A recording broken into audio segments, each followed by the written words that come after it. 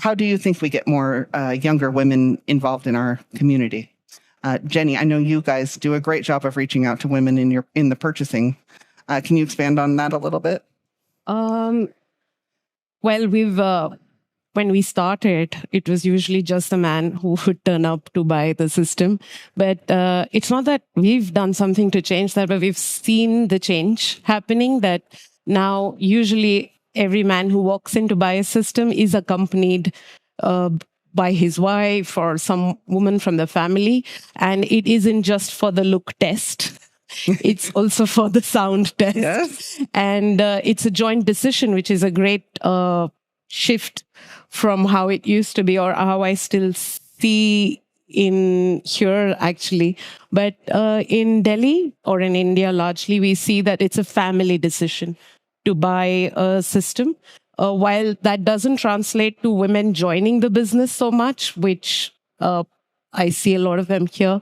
But I think it's a rarity in India to see a woman in the business. But as far as being interested in what's going to be purchased, maybe because of the cost involved, woman is very much part of that decision.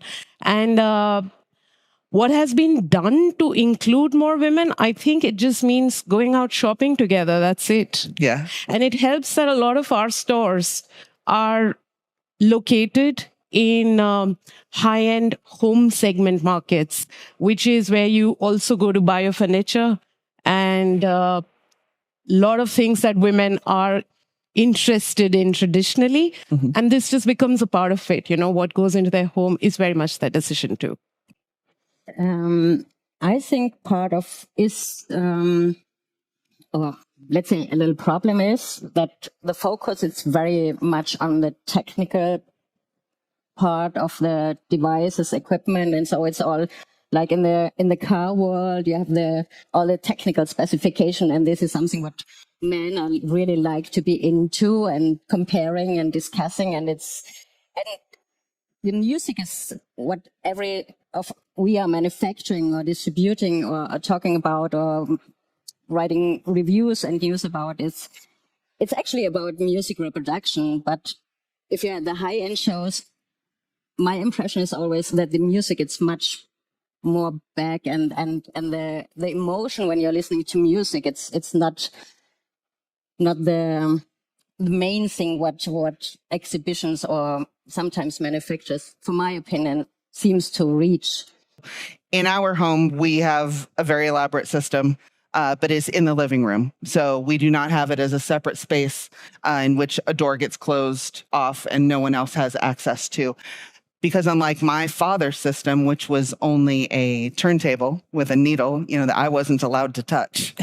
Now Luke can open up his phone and play whatever he wants on that. So we did talk about access, and what are you guys doing in terms of making things easier to access on a just purely let's listen to music in the home situation? We focus basically on ease of use and sound quality, because we felt music was widely available to a lot of people through the streaming services. Some people stored it in computers. The thing was really, okay, so there's a lot of music. How do you access to it easily? And how do you just pick up an app and do that? So one of the things we invested very early on, we have 7 people just focusing on software development. And we keep thinking about features that we can add. One of them just we added was presets. You pick up your phone or the remote and you just choose and it will start playing a playlist or radio set or whatever it is that you put as a favorite in a preset. It's just an example. So we keep thinking about how to help people listen more to music and not have to fiddle with the system to be able to hear something out of it. And you were saying something also very relevant, which is having the hi-fi shops, having the shows connected to other areas that people enjoy. Like in the Nordics, they do a hi-fi show together with a show that is home design. So they get families. They get families that get tickets to the hi-fi show and they go to that. And probably a lot of them just experience it for the first time, which is amazing. But your reviews are very accessible.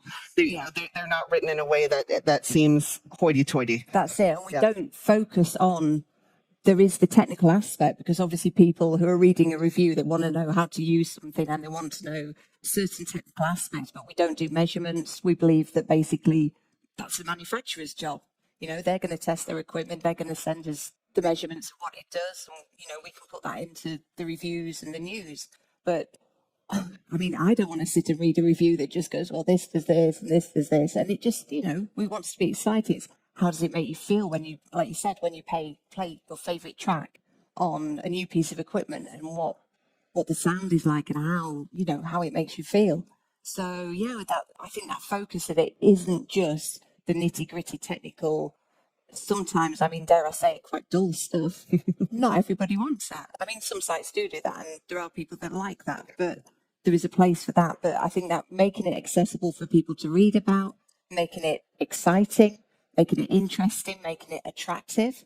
So people, and I think a lot of manufacturers are doing that now. They're making gear that looks beautiful and it's something that you want in your home. We have seen, we do get more followers that are women and younger people, and they are coming in to sort of go, I'm interested in that. And I definitely think as well, not talking down to people. So it's not like, oh, I know all this about this subject, but you don't know anything. If you're like that with people, then they're not going to want to learn anything. You need to be more open. If you make something that is accessible, it looks like it can be touched. So it's not this rarefied thing on an altar that only the man of the house knows how to interact with. There are still predominantly men at the shows, but you see couples, you see women on their own, and not just visitors. We're seeing a lot more women that are, there you can see that they're maybe reporting for a blog or for a website or a paper or whatever. So the demographic is definitely shifting, that there is a larger proportion of women and younger people, and that has to be nurtured and it has to be encouraged. The big joke is, my wife hates my system. My wife hates my hobby. And my first question is always, well, where is your system? Oh, it's in a room. Well, how many chairs do you have? One. Can you leave the judgment out? Yeah. When a woman walks into the room with a man, can you address the woman? Yes. When you're explaining a system, it's very simple. Mostly I find people just talking to the guy and simply introduce not yourself. Looking at you and they explain the system. Look at the woman, talk to her, and leave the judgment out. There's no silly question. Wherever they start, it is, I think, our responsibility as people in the business to give them that knowledge, no matter which level they belong to. Start from the basic. We're not that busy. Yeah, exactly. I also have this experience here that when I'm standing on my stand, then when all the men come to our stand, then just ignoring me. Yes. I'm the marketing manager and I know something, not all the technical stuff, and when somebody is ignoring me, I'm just, walking to this person and saying, hi, I'm here. I'm also, something about the products. Please ask me. And they are so shocked. So we have to also think about this, not only who is coming to the shows, but also about the women who are working on the stands and working at these companies. Yes. And we are also trying to change that way of looking at women. It's very hard. You know, it's, also, we have to believe in ourselves, because sometimes I feel like, oh, I don't want to talk to this person. Probably he's smarter than me. But then I think to myself, that's our products. I'm the one who knows the most. And this guy who is just, entering the stand, he does not probably know that much about the products. Yeah, speakers can become a shared experience, together experience. But what about headphones, which is ultimately a very intimate experience? How do you get... And personal audio, which is very personal. Yes. What do you guys feel about getting women into headphones? One of the things, I'll take real quick and pass it along. The Head-Fi and also Florida Audio Show, they have a headphone section. They have been reaching out to college campuses. Advertising on the college radio stations, reaching out to them just for knowing that these things are available. And these kids these days, I know what I'm talking about, but they start in their own heads and have the headphones, and music is so important to them, and you see it from the very beginning. So I do think that it is a way to reach out and maybe be a ramp up into our end of things. I wish there were more influencers being used young women influencers, which I do see some brands Yes. doing already, especially in the headphone space. And that is something that Stereo could also replicate. As a reporter and reviewer, just going around and getting the information I need, I really have to fight for someone to talk to. And I'm usually on my own when I'm going around. So it's getting better, but it's taken a while. But I've noticed some shift over time. How can we as an industry reduce that decline of technical skills in our girls, in our children, in our grandchildren, and our nieces, so that it's exciting to be technical and not just about, oh, it's pretty, oh, it's cute, oh, it sounds great. Some people need a sense of why they're doing technology for, not just for the sake of the technology, but why you're doing it for. And I think if you put that more into context, you get more people interested in how to get there, which is developing technology or using technology. It's kind of, what do you need to do good sound? What do you need to create something interesting from a health sector or for whatever it is? But give that goal. Explain to them, okay, you need to know these things if you want to solve this type of problems. And that makes it more tangible and more interesting for people that don't like technologies just for the sake of it. That has been my experience so far. When did a male chef become cool or sexy? It's just the visual of a man who's cooking is so hot.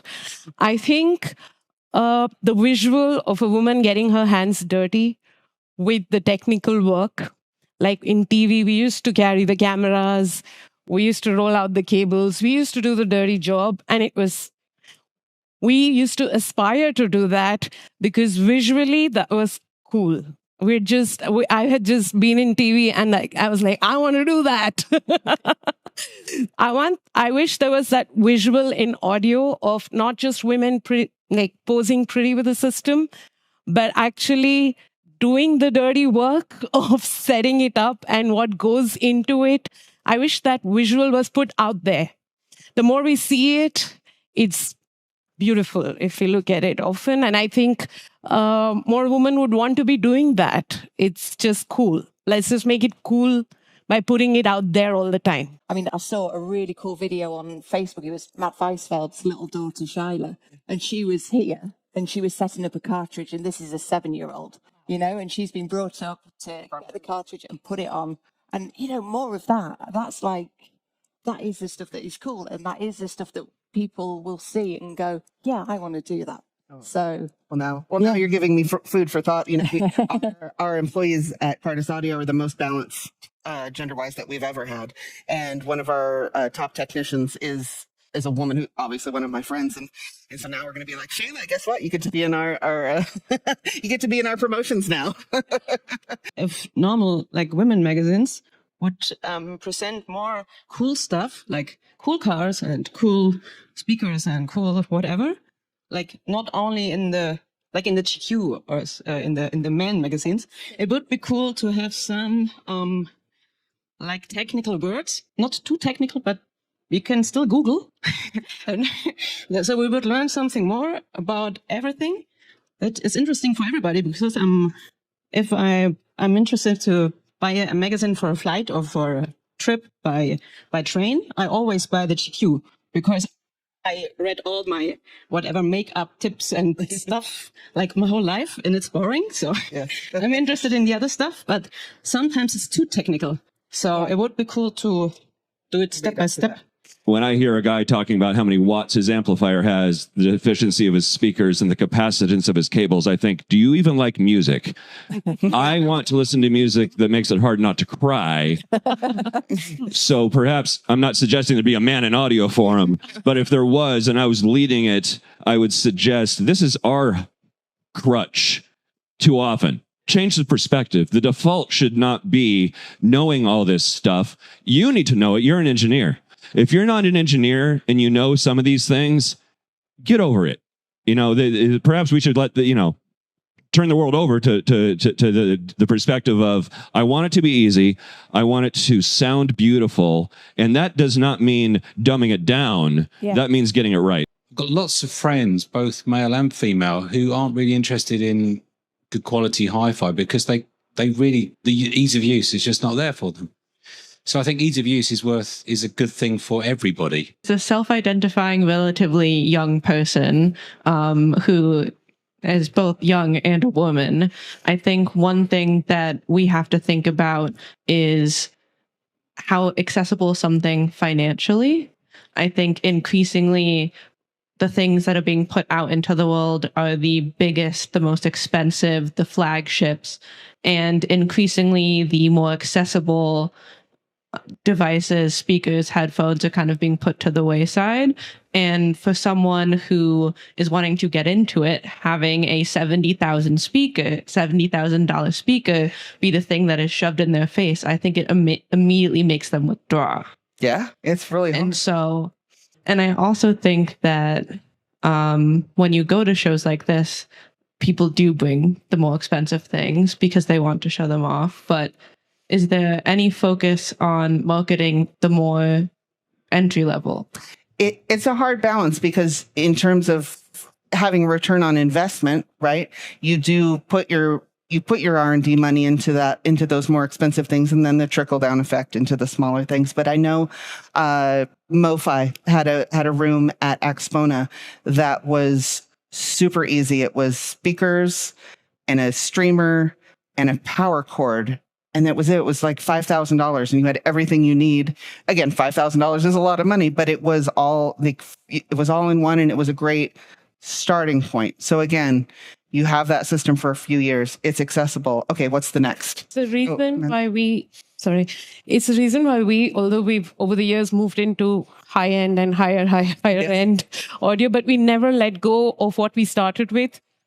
We still have a Sonos section and B&W wireless section. This is for the younger people to come and have a starting point for, but we also let them look at the rest, have that aspiration that whenever you're ready, this is what you progress to next. But we've never let go of those brands because we don't want to disassociate from where people would start. This is a big gap because to get these people, even boys and girls, in getting into hi-fi, they need to know what they can get out of a hi-fi system. So this is never discussed at most of the hi-fi shows. In the beginning of streaming or hard disk reproduction, when you started, people come into our room and said, "This is much better computer audio than I know." And they said they didn't know that they normally listen to MP3. So, and they were really astonished because nobody tells them. Yeah, you don't know what you don't know.